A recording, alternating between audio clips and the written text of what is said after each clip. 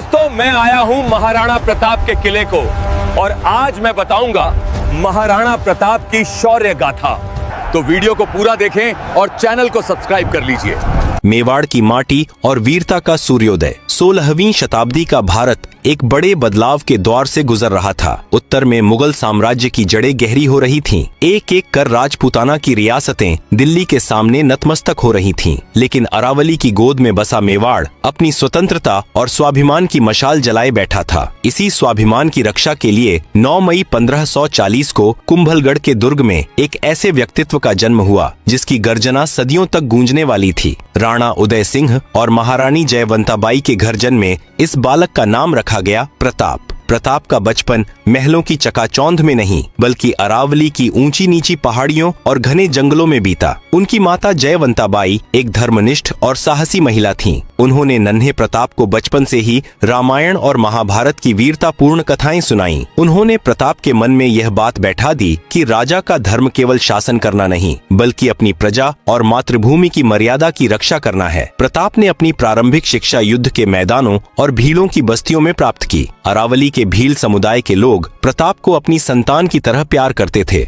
और उन्हें स्थानीय भाषा में कीका कहकर पुकारते थे। भीलों के साथ रहते हुए प्रताप ने सीखा कि दुर्गम पहाड़ों में कैसे लड़ा जाता है, कैसे गुप्त रास्तों का इस्तेमाल किया जाता है और कैसे कम संसाधनों में भी शत्रुओं के छक्के छुड़ाए जा सकते हैं। यही वह समय था जब प्रताप ने अपनी वह सैन्य शक्ति तैयार की जो आगे चलकर मुगलों के खिलाफ उनकी सबसे बड़ी ताकत बनी। प्रताप का भील साथियों के साथ यह अटूट रिश्ता जाति पाति से ऊपर उठकर राष्ट्रभक्ति की मिसाल बन गया। 1567 का वह वर्ष मेवाड़ के इतिहास में काला अध्याय बनकर आया। मुगल सम्राट अकबर की नजरें मेवाड़ के गौरव चित्तौड़गढ़ पर टिकी थीं। अकबर जानता था कि दिल्ली से गुजरात और मालवा तक के व्यापारिक मार्ग मेवाड़ के रास्ते से ही गुजरते हैं और जब तक मेवाड़ आजाद है उसका सपना अधूरा है। अकबर ने एक विशाल सेना के साथ चित्तौड़गढ़ को घेर लिया। राणा उदय सिंह ने मंत्रियों की सलाह पर किले की रक्षा का भार जयमल राठौड़ और पत्ता सिसोदिया जैसे वीरों को सौंपा और खुद अरावली की पहाड़ियों में चले गए ताकि मेवाड़ की शक्ति को संगठित रखा जा सके। उस युद्ध में चित्तौड़ ने वह भयावह मंजर देखा जो इतिहास कभी नहीं भुला सकता। जयमल और पत्ता ने अंतिम सांस तक लोहा लिया लेकिन अंततः विजय मुगलों की हुई। किले के भीतर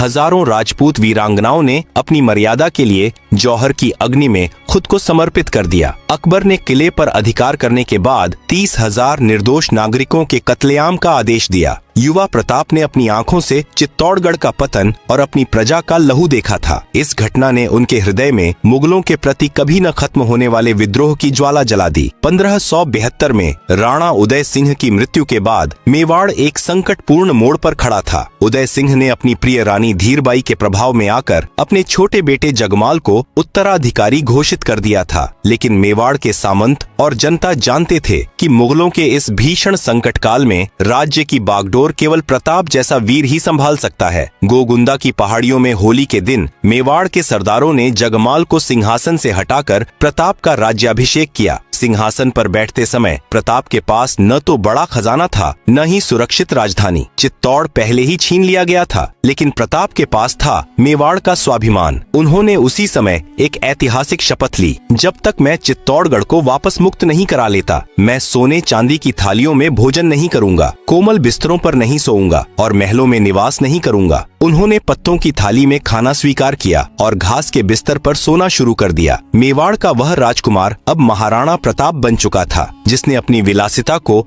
मातृभूमि की स्वतंत्रता के लिए त्याग दिया था। अब प्रताप के सामने एक तरफ अकबर की विशाल कूटनीतिक चालें थीं और दूसरी तरफ अपनी बिखर चुकी सेना को एकजुट करने की चुनौती। महाराणा प्रताप के सिंहासन पर बैठने के बाद दिल्ली के सम्राट अकबर के लिए मेवाड़ मात्र एक राज्य नहीं बल्कि एक चुनौती बन गया था। अकबर की नीति स्पष्ट थी, साम दाम दंड भेद। वह युद्ध से बचना चाहता था क्योंकि उसे पता था कि राजपूतों से लड़ना मुगल खजाने और सेना के लिए भारी पड़ सकता है। अकबर ने कूटनीति का सहारा लिया और 1572 से 1576 के बीच एक के बाद एक 4 राजदूत मेवाड़ भेजे। सबसे पहले जलाल खां कोरची गया, फिर आमेर के राजा मानसिंह, उसके बाद राजा भगवंत दास और अंत में राजा टोडरमल। अकबर का प्रस्ताव सीधा था, प्रताप मुगल अधीनता स्वीकार कर लें। बदले में उन्हें पूरा सम्मान और आधा हिंदुस्तान दिया जाएगा। लेकिन प्रताप के लिए स्वतंत्रता सौदेबाजी की वस्तु नहीं थी। उन्होंने हर बार एक ही जवाब दिया, मेवाड़ कभी तुर्कों के सामने नहीं झुकेगा। इतिहास की सबसे चर्चित घटनाओं में से एक तब घटी जब कुंवर मानसिंह दूसरी कूटनीतिक यात्रा पर उदयपुर पहुंचे। महाराणा प्रताप ने उनके स्वागत में उदय सागर झील के पाल पर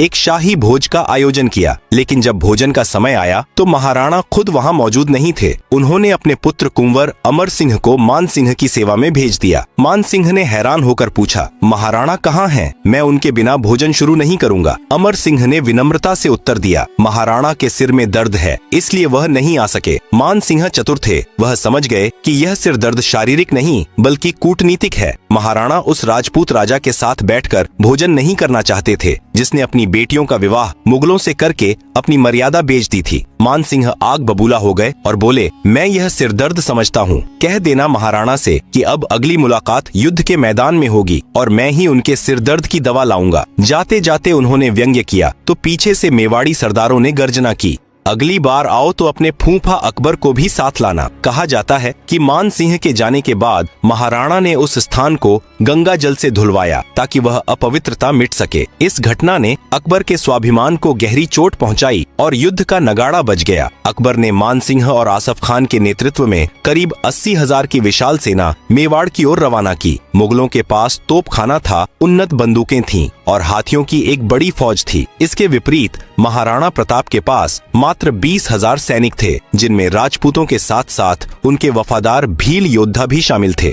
महाराणा प्रताप जानते थे कि मैदानी इलाकों में मुगलों की विशाल सेना को हराना असंभव है, इसलिए उन्होंने अपनी दूरदृष्टि का परिचय देते हुए युद्ध के लिए एक ऐसी जगह चुनी जो भूगोल और रणनीति का संगम थी, हल्दी घाटी। यह अरावली पहाड़ियों के बीच एक बहुत ही संकरा दर्रा था, जहाँ की मिट्टी हल्दी जैसी पीली थी। यह दर्रा इतना संकरा था कि एक समय में यहाँ से केवल कुछ ही सैनिक या एक हाथी गुजर सकता था। प्रताप की रणनीति स्पष्ट थी, संख्या बल को बेअसर करना। संकरे दर्रे में मुगलों की 80,000 की भीड़ किसी काम की नहीं रह जाती। वहाँ वीरता की जरूरत थी, न कि केवल संख्या की। तोप खाने का काट मुगलों के पास भारी तोपें थीं, लेकिन हल्दी घाटी की ऊंची नीची पहाड़ियों और संकरी गलियों में उन भारी तोपों को लाना असंभव था। महाराणा ने मुगलों का सबसे बड़ा हथियार उनसे बिना लड़े ही छीन लिया, भील योद्धाओं का प्रहार। महाराणा ने पहाड़ियों की चोटियों पर राणा पुंजा भील के नेतृत्व में अपने धनुर्धरों को तैनात किया। भील योद्धा पत्थरों और जहरीले तीरों से लैस थे, जो ऊपर से मुगलों पर काल बनकर टूटने वाले थे। इस युद्ध की एक और खास बात यह थी कि जहां अकबर की मुगल सेना का नेतृत्व एक हिंदू मानसिंह कर रहा था, वहीं महाराणा प्रताप की सेना के हरावल दस्ते का नेतृत्व एक मुस्लिम पठान हकीम खां सूरी कर रहा था। हकीम खां सूरी शेरशाह सूरी के वंशज थे और मुगलों के कट्टर दुश्मन थे। उन्होंने अपनी आखिरी सांस तक महाराणा का साथ निभाने का वादा किया था। महाराणा की सेना में कृष्णदास चूंडावर, रामदास राठौड़ और ग्वालियर के राजा रामशाह तोमर जैसे दिग्गज भी अपने बेटों के साथ मातृभूमि की रक्षा के लिए खड़े थे। महाराणा प्रताप खुद भी युद्ध के लिए तैयार थे। 7 फीट 5 इंच की कदकाठी, 80 किलो का भाला, 208 किलो का वजन, कवच और शस्त्रों सहित लेकर जब वह अपने प्रिय घोड़े चेतक पर सवार हुए तो साक्षात महाकाल का रूप लग रहे थे। 18 जून 1576 की सुबह अरावली की शांत वादियों में युद्ध का बिगुल बजने वाला था। एक तरफ साम्राज्य का विस्तार करने वाला जुनून था तो दूसरी तरफ अपनी माटी को किसी भी कीमत पर आजाद रखने का संकल्प। 18 जून 1576 की सुबह जब सूरज की पहली किरणें हल्दी घाटी के दर्रे पर पड़ीं तो अरावली की शांत वादियां हर हर महादेव और अल्लाहू अकबर के नारों से गूंज उठीं।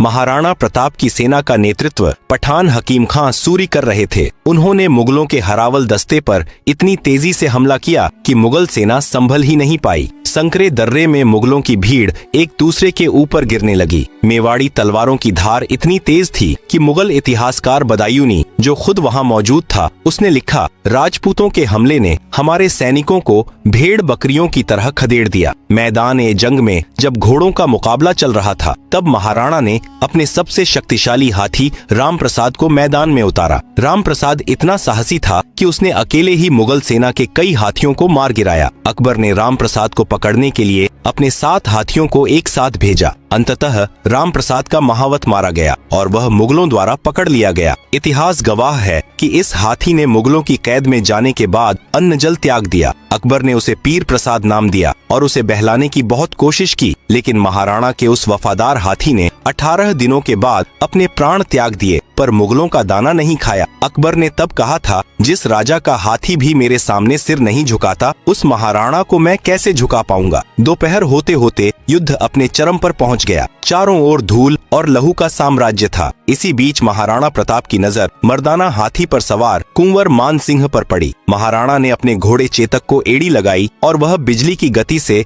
मुगल सेना की पंक्तियों को चीरते हुए सीधे मान सिंह के हाथी के सामने पहुंच गया। यहाँ वह चमत्कार हुआ जो विश्व के युद्ध इतिहास में विरल है। चेतक ने अपने पिछले पैरों पर खड़े होकर अपने अगले दोनों पैर मान सिंह के हाथी के मस्तक पर टिका दिए। महाराणा प्रताप ने अपनी पूरी शक्ति से 80 किलो का भाला मान सिंह की ओर फेंका। मान सिंह फुर्ती से हाथी के हौदे में छिप गया। भाला हाथी के महावत को चीरता हुआ निकल गया। इसी अफरा तफरी में मान सिंह के हाथी की सूंड में बंधी जहरीली तलवार से चेतक का एक पिछला पैर बुरी तरह कट गया। महाराणा प्रताप अब मुगल सेना के बीचों बीच घिर चुके थे। चेतक जख्मी था और हजारों मुगल सैनिक महाराणा को खत्म करने के लिए उनकी ओर लपक रहे थे। मेवाड़ का सूर्य अस्त होता देख बड़ी सादड़ी के झाला मान सिंह तुरंत महाराणा के पास पहुँचे। उन्होंने देखा कि महाराणा का बचना मेवाड़ के लिए जरूरी है। झाला मान सिंह ने महाराणा से कहा, हुकुम आप तुरंत रणक्षेत्र छोड़ दें, मेवाड़ को आपकी जरूरत है। आपके सिर का राजकीय छत्र मुझे दे दें। महाराणा पहले तो तैयार नहीं हुए, लेकिन मेवाड़ की रक्षा के लिए उन्हें भारी मन से पीछे हटना पड़ा। झाला मान सिंह ने राजकीय छत्र अपने सिर पर रख लिया और मुगलों की ओर गरजे। मुगल सेना को लगा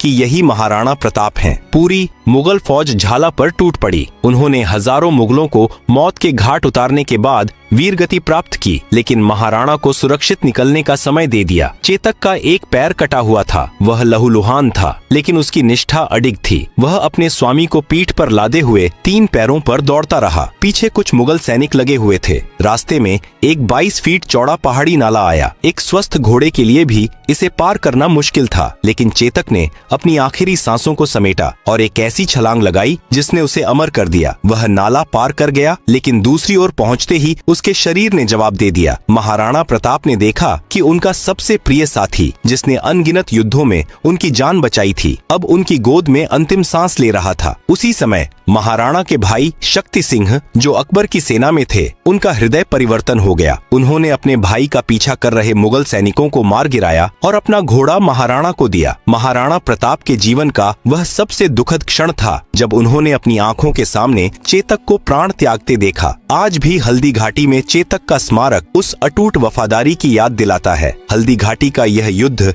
न तो अकबर जीत पाया और न महाराणा हारे। अकबर का लक्ष्य महाराणा को पकड़ना या मारना था, जिसमें वह पूरी तरह विफल रहा। दर्रे से निकलकर महाराणा ने अब मुगलों के खिलाफ एक ऐसा युद्ध शुरू किया जिसने दिल्ली की सल्तनत को हिलाकर रख दिया। हल्दी घाटी का युद्ध समाप्त नहीं, बल्कि एक लंबे संघर्ष की शुरुआत थी। भले ही मुगल सेना ने गोगुंदा और कुछ किलों पर कब्जा कर लिया था, लेकिन वे महाराणा प्रताप के हौसलों को नहीं कैद कर सके। महाराणा ने अपनी राजधानी पहाड़ों के बीच चवंड को बनाया और मुगलों के खिलाफ छापामार युद्ध छेड़ दिया। वे अरावली की पहाड़ियों में एक अदृश्य शक्ति बन गए थे। कभी रात के अंधेरे में मुगल चौकियों पर हमला करते, तो कभी उनकी रसद सामग्री लूट लेते। मुगलों के लिए अब मेवाड़ के जंगलों में कदम रखना भी मौत को दावत देने जैसा था। पहाड़ों में जीवन बहुत कठिन था। महाराणा प्रताप अपनी पत्नी और बच्चों के साथ दर दर भटक रहे थे। महलों में रहने वाले राजकुमार अब नंगे पैर पत्थरीले रास्तों पर चल रहे थे। इतिहास में एक मर्मस्पर्शी प्रसंग आता है कि एक बार महाराणा का परिवार कई दिनों से भूखा था। घास के बीजों से रोटियां बनाई गईं, लेकिन जैसे ही उनकी बेटी खाने लगी, एक जंगली बिलाव रोटी छीनकर भाग गया। अपनी संतान की भूख और पीड़ा देख एक पल के लिए महाराणा का मन विचलित हुआ। कहा जाता है कि उस समय बीकानेर के कवि पृथ्वीराज राठौड़ ने एक पत्र लिखकर महाराणा के भीतर की सोई हुई ज्वाला को फिर से जगा दिया। महाराणा ने फिर गर्जना की, मैं घास की रोटी खा लूंगा, लेकिन इस मिट्टी की मर्यादा कभी नहीं बेचूंगा। संघर्ष लंबा था और सेना को संगठित करने के लिए धन की भारी कमी थी। महाराणा प्रताप चित्तौड़ को मुक्त कराने के लिए व्याकुल थे, लेकिन खजाना खाली था। इसी कठिन समय में मेवाड़ के प्रधानमंत्री भामाशाह उनके पास पहुँचे। भामाशाह ने अपनी और अपने पूर्वजों की पूरी उम्र की कमाई महाराणा के चरणों में रख दी। यह राशि इतनी विशाल थी कि उससे 25,000 सैनिकों की सेना का खर्च 12 वर्षों तक उठाया जा सकता था। महाराणा की आंखों में आंसू आ गए। भामाशाह के इस त्याग ने मेवाड़ को फिर से लड़ने की शक्ति दी। आज भी दानवीर शब्द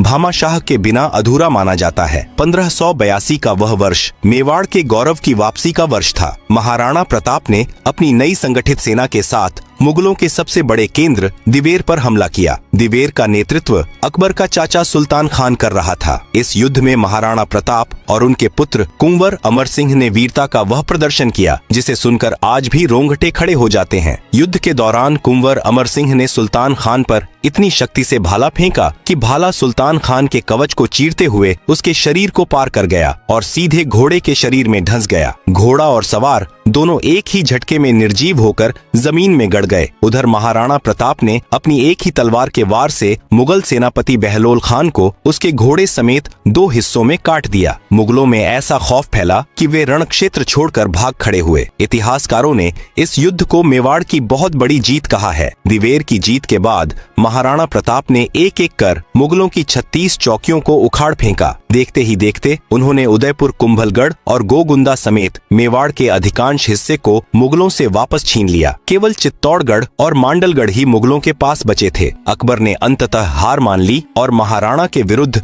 अभियान भेजना बंद कर दिया। महाराणा ने चावंड में शांति स्थापित की और वहां कला, कृषि और मंदिरों का विकास कराया। 19 जनवरी 1597 को चावंड के जंगलों में शिकार के दौरान धनुष की डोर खींचते समय महाराणा को गहरी चोट लगी। 56 वर्ष की आयु में मेवाड़ का वह सूर्य अस्त हो गया। अपनी मृत्यु के समय उन्होंने अपने पुत्र अमर सिंह और सामंतों से वचन लिया कि जब तक चित्तौड़ आजाद नहीं हो जाता वे चैन से नहीं बैठेंगे। जब महाराणा प्रताप की मृत्यु का समाचार अकबर के पास पहुंचा तो वह एक पल के लिए सन्न रह गया। वह दरबार जहां हमेशा जीत का जश्न मनाया जाता था वहां सन्नाटा पसर गया। अकबर की आंखों से आंसू निकल आए। उसने भारी मन से कहा, ऐ प्रताप, तू जीत गया। तूने कभी अपने घोड़े पर शाही दाग नहीं लगने दिया। तूने कभी अपनी पगड़ी मुगलों के सामने नहीं झुकाई। तू वाकई में एक मर्द था। अकबर के दरबारी कवि दुर्सा आढ़ा ने अकबर के सामने ही महाराणा की प्रशंसा में कविता पढ़ी और अकबर ने उसे इनाम दिया। यह इतिहास की सबसे बड़ी कूटनीतिक और नैतिक जीत थी। महाराणा प्रताप केवल एक राजा नहीं बल्कि एक विचार हैं। उन्होंने दुनिया को सिखाया कि स्वतंत्रता से बड़ी कोई पूंजी नहीं और स्वाभिमान से बड़ा कोई गहना नहीं। वे आज भी हर उस व्यक्ति के आदर्श हैं जो अन्याय के खिलाफ सर उठाकर लड़ना जानता है। अरावली की पहाड़ियों में आज भी चेतक की टापों और महाराणा की तलवार की खनक महसूस की जा सकती है। जब तक हिंदुस्तान का इतिहास रहेगा, महाराणा प्रताप का नाम सुनहरे अक्षरों में चमकता रहेगा। मेवाड़ की जय। महाराणा प्रताप अमर रहें।